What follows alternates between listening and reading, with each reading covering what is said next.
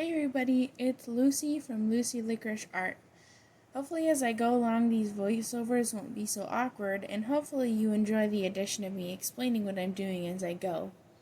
To begin with, I forgot to start filming the first part of this piece where I colored in the rainbow pattern that I drew in the back. For this piece, I drew the background pattern off camera because I played around so much back and forth with what I decided to do in the end, and the small details took me forever, as I'm sure you can tell with all those squares and dots, but it was also pretty satisfying to do as well. Here, I'm showing you how I pick out my colors to use. I have all of my markers lined up so that I can see them, and having them color-coded or color-organized makes things way easier when I'm picking what I need. After I have the ones close to what I want, I swatch all of them on a piece of paper. You can see here that I've swatched all of these colors already. Even in high-grade markers like these Copics, the cap doesn't always match the actual color on paper, so I always test first to make sure that it's the color that I want. A lot of this piece requires blending, since I prefer to have gradients in the background of my pieces. For one thing, gradients create interest in a boring, wide, blank space, and also, they help to preserve my markers. Even Copics don't like to color a large piece of paper like this, so breaking up the surface area between several similar colors means less ink used for any one marker at one time. This is part of why I usually prefer doing smaller pieces, but my college instructor suggested that I try larger scale for some of my drawings. As you saw here, I start my blending by laying down an initial layer. Then I add the second color and blend back and forth between the two to get them to fade into each other. The long, thin strokes create a softer gradient than just a straight line. These thin strokes will melt into the next color much easier by using less ink. The gradient was hard to get super even because I was using completely different colors rather than different tones of the same color to blend together.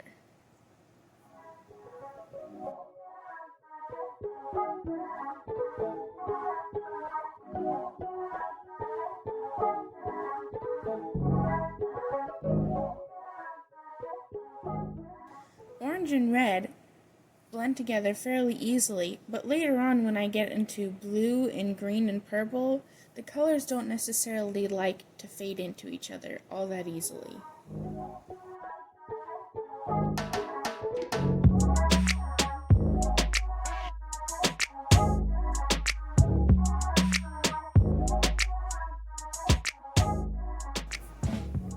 You can see here when I start adding green, the gradient isn't quite as smooth. I just ended up going back and forth between the colors to try to get it as smooth as possible.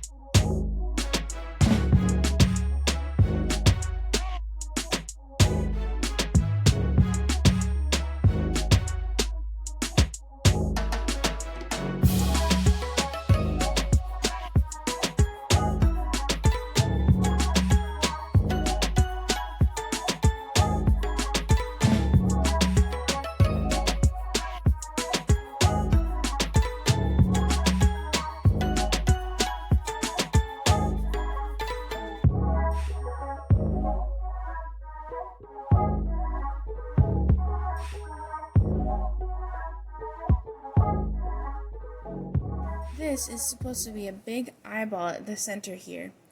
I didn't film the colored section since it's the same as what I'm doing right here in the footage, adding veins as delicately as I could. Some markers let out way more ink than others, so the gray veins that I did here didn't turn out as soft and realistic, more blotchy.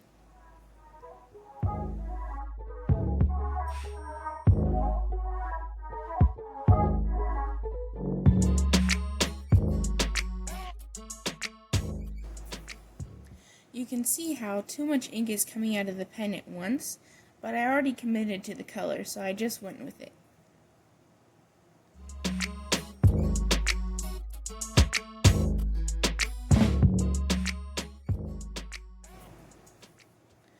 Here, I'm just showing you a few shots of the gray background.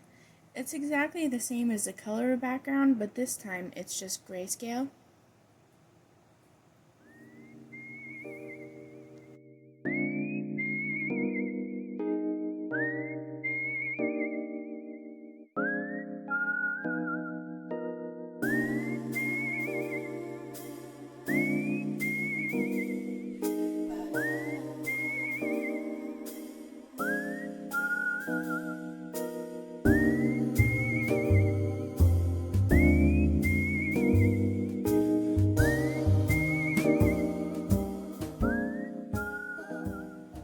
I went and added shading to all of the tiny details that I added in the background so that it would have some more interest and depth.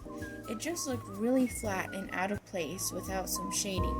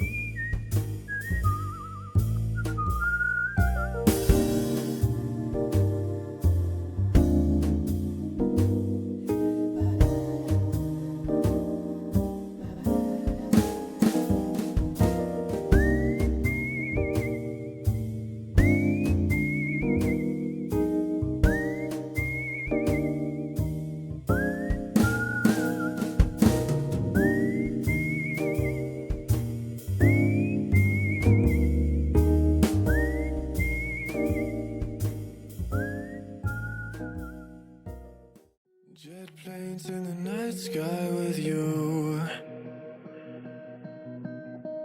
getting high in the sunrise with you,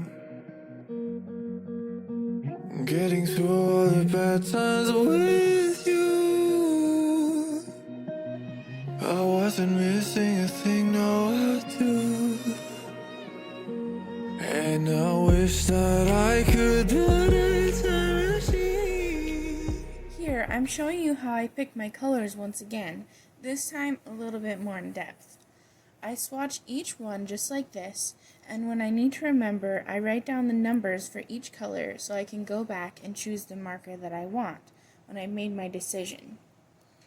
I know that I could just do a master spreadsheet so that I always know what colors look like on paper, and I wouldn't have to keep doing this over and over, but for some reason, I prefer to do it for each piece specifically. I guess it helps me organize the colors that I have a little bit better.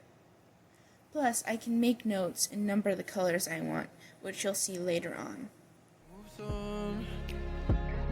And now you're gone.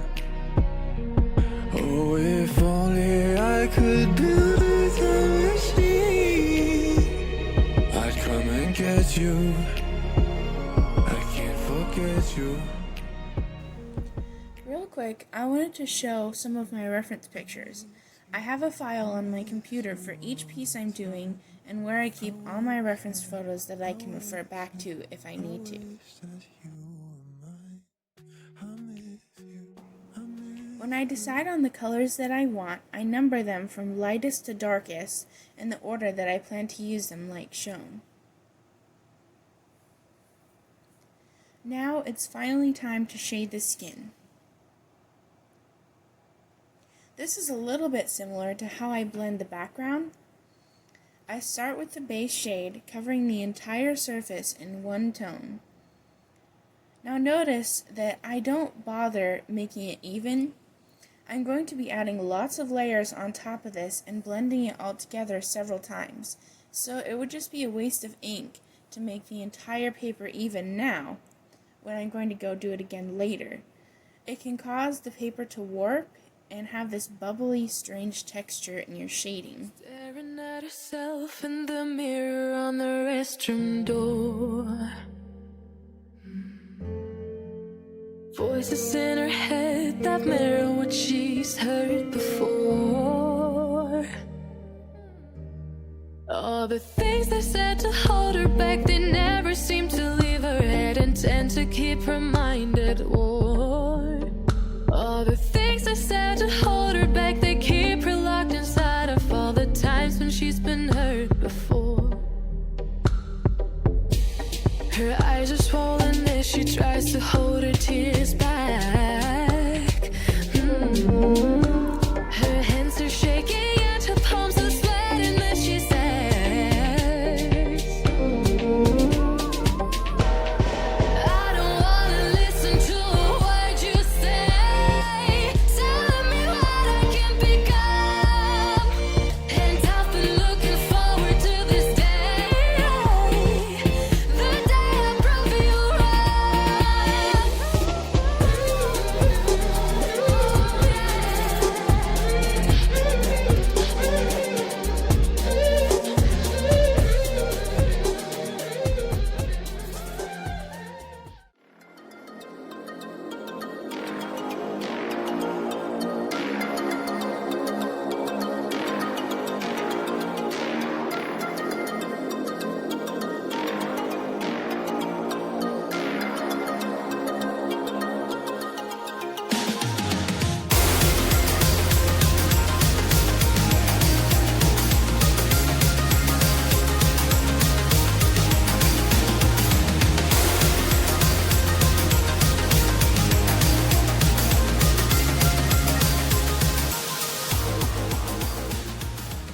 Now that I've laid down all my shading, it's time to blend it all together. I love this part.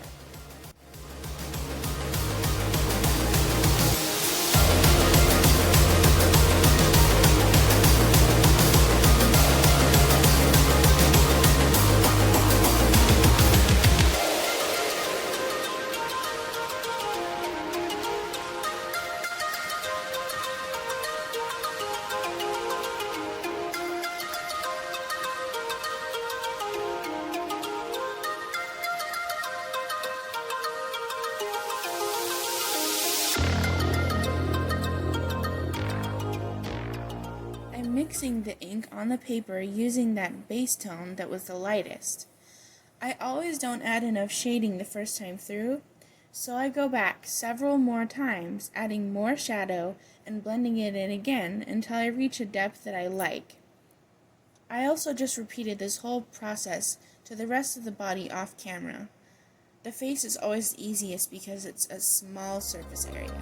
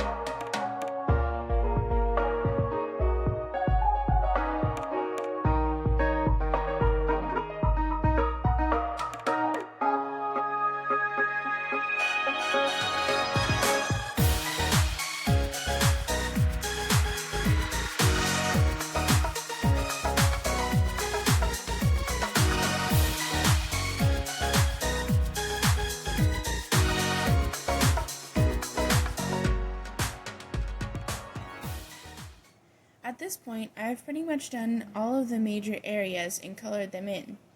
I repeated most of what I showed you to the other girl in this piece, and now I'm doing all of the details. Her lips, eyes, eye makeup, eyebrows, and the hair. I usually do the big areas first and then do all the detail work and clothing last, depending on the piece and what I feel like at the time.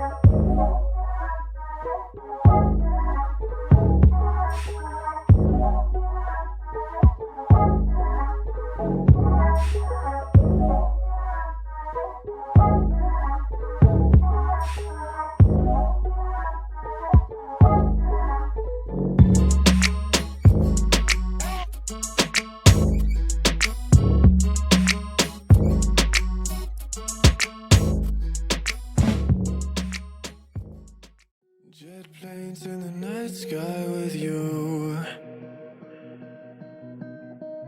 getting high in the sunrise with you, getting through all the bad times with you. I wasn't missing a thing, no. I feel like adding the eye makeup, and especially the pupils and iris, always adds so much more life to the piece. It's one of the most satisfying parts of the whole process. And I wish that I could build a time machine, 'cause time moves on, and now you're gone. Oh, if only I could build a time machine, I'd come and get you. I can't forget you. I miss you, I miss you, I miss you all the time. I wish that you were mine. I miss you, I miss you, I miss you all the time. I wish that you were mine.